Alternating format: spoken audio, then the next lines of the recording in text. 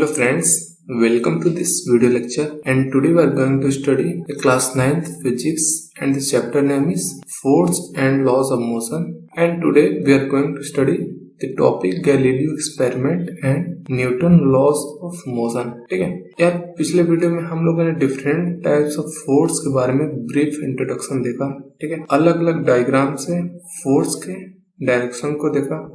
चल इस वीडियो में स्टार्ट करेंगे गैलीलियो एक्सपेरिमेंट एंड कंक्लूजन के बारे में. ठीक है, तो सबसे पहले इस एक्सपेरिमेंट को स्टार्ट करने के पहले एक थोड़ा सा पीछे का रिकॉल करा देते हैं कि मान लेते हैं कि ये कोई सरफेस है, ये कोई सरफेस है. ठीक है, इस सरफेस पे क्या रखा हुआ है, ये बॉल है, ये बॉल है सरफेस पे. ठीक है, जो इस डायरेक्शन में जिसे हम फोर्स लगा के इस डायरेक्शन में मूव करा रहे हैं. ठीक है, इधर से फोर्स लगाएंगे और ये बॉल रोल करेगा इस सरफेस के ऊपर. ठीक है, तो यार हमें पता है कि जब हम कोई अनबैलेंस्ड फोर्स प्रोवाइड कराते हैं किसी भी ऑब्जेक्ट को, तो क्या होता है, उस ऑब्जेक्ट में क्या होता है, एक्सेलरेशन प्रोड्यूस हो जाता है. ठीक है, जब हम किसी ऑब्जेक्ट के ऊपर अनबैलेंस्ड फोर्स लगाते हैं तो ऑब्जेक्ट क्या होता है, एक्सेलरेट हो जाता है. तो इस केस में भी ये जो बॉल है क्या होगा, एक्सेलरेट होगा और कुछ दूर जाके रुक जाएगा. ठीक है, मान लेते हैं यहाँ पे जाके बॉल ये रुक गया. ठीक है, अब यहाँ पे जाके रुक क्यों जाता है. ठीक है, तो ऐसे कई लोगों ने ये बताया कि ये बॉल क्या होता है कि हम हमेशा अनबैलेंस फोर्स प्रोवाइड कराते हैं किसी भी ऑब्जेक्ट को मूव कराने के लिए, और अगर उस ऑब्जेक्ट को हमेशा यूनिफॉर्म स्पीड में मूव कराना है तो हमें बार बार क्या करना पड़ेगा, एक अनबैलेंस फोर्स प्रोवाइड करना पड़ेगा. ठीक है, जिसकी वजह से बॉल यूनिफॉर्म मोशन हमेशा करेगा. और वही जब अनबैलेंस फोर्स हम प्रोवाइड नहीं करा पाते हैं तो क्या होता है, बॉल जो अपना कुछ दूर जाके रुक जाता है. ठीक है, लेकिन ऐसा कुछ होता नहीं है. ठीक है, ऐसा नहीं होता है कि हमें बार बार अनबैलेंस फोर्स प्रोवाइड कराना पड़ता है जिसकी वजह से बॉल यूनिफॉर्म स्पीड में मूव करता है. ठीक है, तो कौन सा ऐसा कारण है जिसकी वजह से बॉल जाके रुक जाता है. तो यार गैलीलियो ने इसी कंसेप्ट को सही तरीके से प्रूव करने के लिए कुछ एक्सपेरिमेंट्स किए और उनके रिजल्ट को दिखाए. ठीक है, जिनसे ये साबित होता है कि किसी भी ऑब्जेक्ट को मूव कराने के लिए हमें ये जरूरी नहीं कि बार बार हमें उस ऑब्जेक्ट के ऊपर अनबैलेंस फोर्स प्रोवाइड कराना पड़े. ठीक है, वो कौन सा रीजन है जिसकी वजह से बॉल जाके कुछ दूर रुक जाता है. तो यार इस केस में बॉल का रुकने का वजह क्या है, ये फोर्स ऑफ फ्रिक्शन है. ठीक है, फोर्स ऑफ फ्रिक्शन अपोज करता है इस बॉल को आगे बढ़ने से. ठीक है, ये जो सरफेस और बॉल के बीच में क्या लगता है, फोर्स ऑफ फ्रिक्शन लगता है. ठीक है, जिसकी वजह से कुछ दूर जाके बॉल रुक जाता है. ठीक है, तो गैलीलियो ने ये एक्सपेरिमेंट किए. अब देखते हैं केस बाय केस ये गैलीलियो का क्या एक्सपेरिमेंट है. ठीक है, तो सबसे पहले इसको रिमूव कर देते हैं, इस डायग्राम को रिमूव करते हैं, उसके बाद एक्सपेरिमेंट को देखते हैं. तो फर्स्ट केस में क्या किया गैलीलियो ने क्या किया, एक इंक्लाइंड सरफेस लिया. ये इंक्लाइंड सरफेस है. ठीक है, और बॉल को कुछ हाइट से, ये कुछ हाइट हो गया इसका बॉल का. ठीक है, ये कुछ हाइट से बॉल को उस इंक्लाइंड सरफेस से मूव करा दिया. ठीक है, तो क्या देखा गैलीलियो ने कि जब बॉल को किसी इंक्लाइंड सरफेस से रोल करते हैं, ठीक है, तो क्या होता है, उसकी वेलोसिटी इंक्रीज हो जाती है.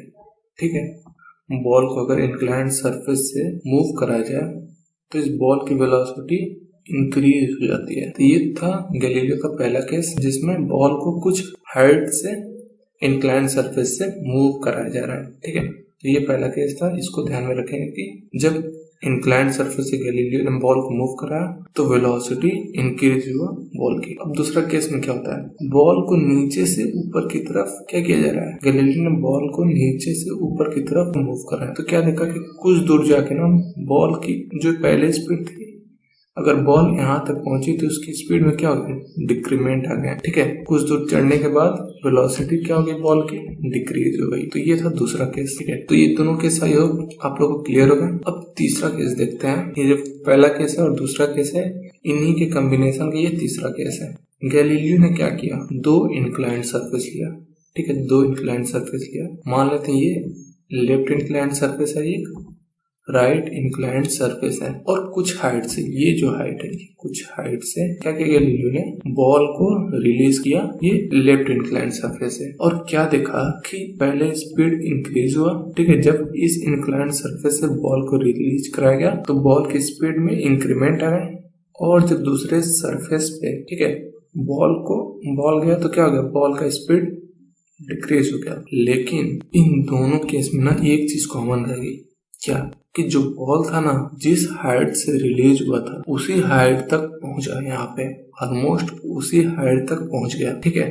तो गैलीलियो ने क्या देखा कि बॉल को जब जिस हाइट से रिलीज करा रहा है वो उसी हाइट को अटेंड कर रहा है दूसरे सरफेस पे जाके, ठीक है, और उसके बाद उसकी वेलोसिटी एकदम जीरो जा रही है, फिर वो नीचे की तरफ मूव कर रहा है, ठीक है। तो गैलीलियो ने इस केस में क्या देखा, हाइट सेम रह रहा है जब बॉल को रिलीज करा रहे हैं, जब बॉल दूसरे सरफेस पे जा रहा है, ठीक है। तो इस केस को भी आप लोग ध्यान में रखेंगे कि जिस हाइट से रिलीज करा रहे हैं फिर उसी हाइट तक बॉल क्या हो रहा है, बॉल उसी हाइट तक पहुंच रहा है, ठीक है।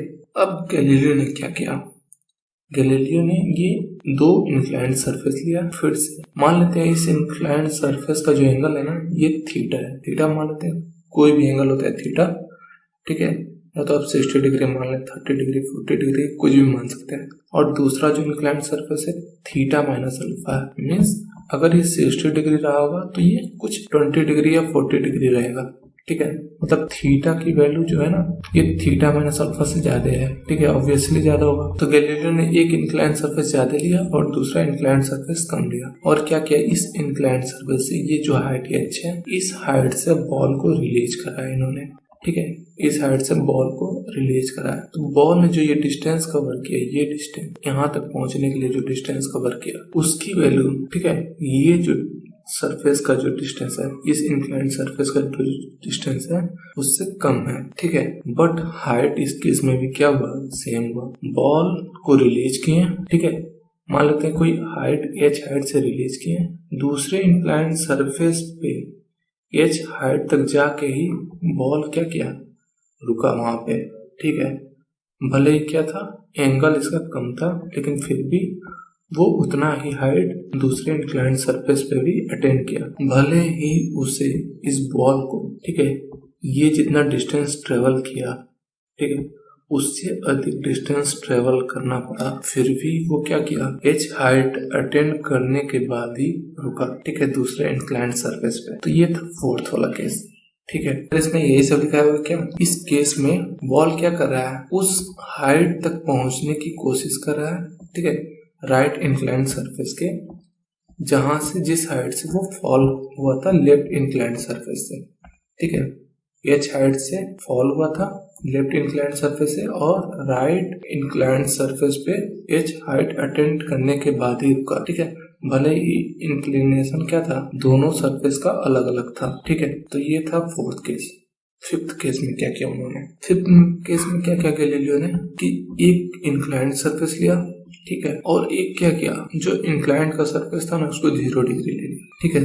तो इसमें इंक्लिनेशन मान लेते हैं थीटा डिग्री, कुछ एंगल लिया, और इसमें इंक्लिनेशन 0 डिग्री इस सरफेस पे। तो बॉल को क्या किया, रिलीज किया, और बॉल क्या करने लगा, मूव करने लगा। अब मूव करते करते करते करते बॉल क्या करने की कोशिश कर रहा है, बॉल ये जो हाइट है ना, ये हाइट अटेंड करने के लिए बॉल मूव करता चला जा रहा है, लेकिन जब तक उसे ये हाइट मिलेगा नहीं, क्या बॉल मूव करता रहेगा, ठीक है, उसी सेम वेलोसिटी से। ये सारा सरफेस जो हम लोग लिए है ना, ये सारा सरफेस फ्रिक्शनलेस सरफेस है, ठीक है, इस सरफेस के बीच में कोई फ्रिक्शन नहीं है, ठीक है, ऑब्जेक्ट और सरफेस के बीच में कोई भी फ्रिक्शन नहीं है, ठीक है, फ्रिक्शनलेस सरफेस है, ठीक है। फ्रिक्शनलेस सरफेस क्यों लिया, क्योंकि बहुत लोगों का ये मानना था कि किसी भी ऑब्जेक्ट को मूव कराने के लिए हमें बार बार अनबैलेंस फोर्स प्रोवाइड करना पड़ता है, ठीक है, नहीं अनबैलेंस फोर्स प्रोवाइड करेंगे तो बॉल जो है अपने यूनिफॉर्म स्पीड में मूव नहीं कर पाएगा और कुछ देर बाद जाके रुक जाएगा, ठीक है। लेकिन बॉल तो किसी और के कारण रुकता था, किसके कारण, फ्रिक्शन के वजह से बॉल रुक जा रहा था कुछ दूर चलने के बाद। तो उसी कमी को दूर करने के लिए गैलीलियो ने सरफेस जो लिया था फ्रिक्शनलेस सरफेस लिया था, ठीक है, ताकि लोगों को ये पता चल सके कि ये हमें नेसेसरी नहीं है कि किसी भी ऑब्जेक्ट को यूनिफॉर्म स्पीड से मूव कराने के लिए हमें बार बार क्या अनबैलेंस फोर्स प्रोवाइड करना पड़े।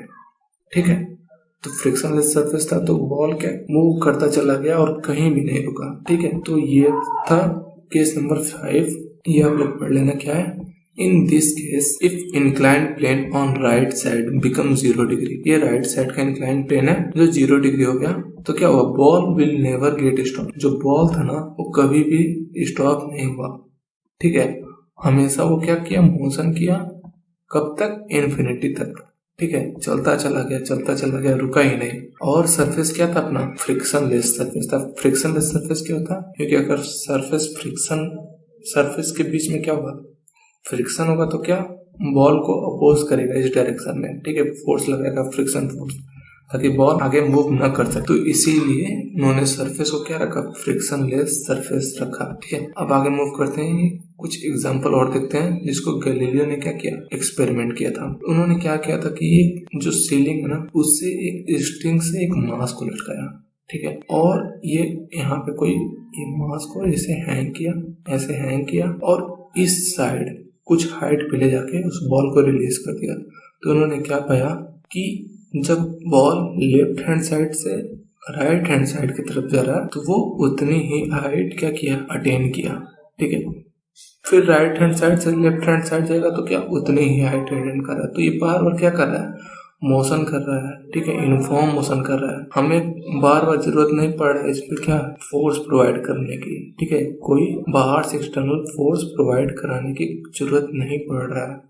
ठीक है, बॉल को एक बार किसी हाइट से रिलीज कर दिए और वो हमेशा मोशन करता चला जा रहा है। ठीक है, तो इसको क्या बोलते हैं, इसको पेंडुलम भी बोलते हैं। ठीक है, ऐसे केस को ये पेंडुलम। ठीक है, पेंडुलम क्या होता है, घड़ी में होता है ना पेंडुलम, जो हमेशा क्या करता रहता है, मूव करता रहता है। तो यार ऊपर सारे केस में गैलीलियो ने क्या किया था, इंक्लाइंड सरफेस लिया था। ठीक है, और बॉल को रिलीज कराया था। अब उन्होंने क्या किया, एक हेमिस्फेरिकल सरफेस लिया। ठीक है, हेमिस्फीयर वाला सरफेस लिया और किसी हाइट एज से बॉल को रिलीज कराया और पाया क्या कि दूसरे साइड भी वो बॉल उसी हाइट पे जाके रुका।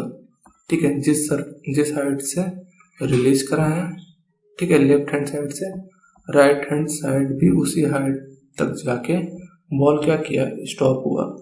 ठीक है, फिर वहां से क्या बॉल नीचे की तरफ मूव करेगा, फिर उसी हाइट को अटेंड करेगा। तो ऐसे ऐसे ऐसे बॉल क्या करता रहेगा, मूव करता रहेगा जब सरफेस फ्रिक्शनलेस रहे और हमें जरूरत नहीं कि बाहर से फिर से कोई एक्सटर्नल फोर्स प्रोवाइड कराएं। ठीक है, इस बॉल को अब क्या किया उन्होंने, ये जो सरफेस था थोड़ा सा, ये जो एकदम टोटल हेमिस्फीयर नहीं लिया, ये जो लेफ्ट हैंड साइड का जो एंगल है ना इसको ज्यादा रखा और ये राइट हैंड साइड का एंगल कम रखा। ठीक है, ये कोई थीटा रखा हुआ। ठीक है, ये कोई मान लेते हैं अल्फा, जहाँ पे थीटा की वैल्यू क्या है, थीटा की वैल्यू ज्यादा है किसे, अल्फा से। ठीक है, और हाइट एज से बॉल को रिलीज कराया और दूसरी जब राइट हैंड साइड बॉल गया तो उतना ही हाइट अटेंड किया। ठीक है, जो हम ब्लॉक वाले इंक्लाइन वाले सरफेस पे भी देख चुके हैं। ठीक है यार, तो अभी तक जितने भी कॉन्सेप्ट हम लोग पढ़े हैं, ठीक है, पहले वीडियो में और दूसरे वीडियो में,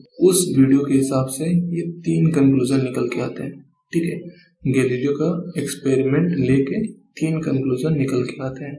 ठीक है, कौन सा कंक्लूजन, पहला कंक्लूजन तो ये कि जब कोई बॉडी रेस्ट में है, ठीक है, और उसके ऊपर क्या कोई भी अनबैलेंस्ड फोर्स एक्ट न कर रहा हो, ठीक है, कोई भी अनबैलेंस फोर्स एक्ट न कर रहा हो तो बॉडी हमेशा क्या करेगा, रेस्ट में रहेगा। ठीक है, बॉडी किस में रहेगा, रेस्ट में। पहले लेक्चर्स में हम लोग देखे हैं कि अगर किसी ऑब्जेक्ट को किसी सरफेस पे रखते हैं और उसके ऊपर कोई फोर्स नहीं अप्लाई करते तो क्या होता है, बॉल हमेशा रेस्ट में रहेगा। ठीक है, कोई भी अगर अनबैलेंस फोर्स एक्ट ना करे उस ऑब्जेक्ट के ऊपर तो वो ऑब्जेक्ट हमेशा रेस्ट में रहेगा। ये तो था पहला वीडियो के कॉन्सेप्ट। ठीक है, फिर गैलीलियो बाबा ने एक्सपेरिमेंट कर दिया। ठीक है, उन्होंने एक्सपेरिमेंट करके एक और कंक्लूजन निकाल दिया। क्या कंक्लूजन निकाल दिया कि जब कोई बॉडी ना मूव कर रहा है, ठीक है, जब कोई बॉडी मूव कर रहा है और उसके ऊपर क्या कोई भी अनबैलेंस फोर्स एक्ट ना कर रहा हो, ठीक है, तो हमेशा क्या करेगा, मूव करता रहेगा। ठीक है, ये सारा एक्सपेरिमेंट करने के बाद ये हम लोग को समझ में आ गया होगा कि अगर कोई बॉडी मूव कर रहा है और उसके ऊपर कोई भी अनबैलेंस फोर्स एक्ट ना कर रहा हो तो जिस डायरेक्शन में मूव कर रहा है उसी डायरेक्शन में मूव करता चला जाएगा। किस स्पीड से, कांस्टेंट स्पीड से, डायरेक्शन फिक्स डायरेक्शन में। ठीक है, जिस डायरेक्शन में मूव कर रहा है उसी डायरेक्शन में मूव करता रहेगा। ठीक है, तो ये था गैलीलियो का एक्सपेरिमेंट का कंक्लूजन। अब थर्ड कंक्लूजन क्या था? If N unbalanced force acts on a body the body will accelerate. ये भी हम लोग फर्स्ट वीडियो के कॉन्सेप्ट से ये कंक्लूजन निकल के आता है कि कोई भी बॉडी के ऊपर जब अनबैलेंस्ड फोर्स एक्ट होता है तो बॉडी क्या करेगा? एक्सेलरेट करेगा। ठीक है, तो गैलीलियो का कंक्लूजन बस ये सेकेंड वाला कंक्लूजन है। ये तो पहले वीडियो के कॉन्सेप्ट से ये हम लोग कंक्लूजन निकल के आता है, पहला और तीसरा कंक्लूजन। ठीक है, तो ये 3 कंक्लूजन अभी तक हम लोग पढ़ चुके हैं। ठीक है, सो आई होप ये सारी बातें आप लोग को समझ में आ गई होंगी। ठीक है, ये गैलीलियो ने जो एक्सपेरिमेंट किया था उसके कंक्लूजन क्या निकल के आते हैं। ठीक है, और जो पहले वीडियो में कराए थे उनके क्या कंक्लूजन है। तो अगर ये सारी बातें आप लोग को समझ में आ गई हो तो इस वीडियो को क्या करें? दोस्तों के साथ शेयर करें। ठीक है, और चैनल को लाइक एंड सब्सक्राइब कीजिए ताकि आने वाले सारे नोटिफिकेशन आप तक इजीली पहुंच जाए। ठीक है, तो यार मिलते हैं नेक्स्ट लेक्चर में Newton first law of motion के साथ। ठीक है, तब तक के लिए बाय।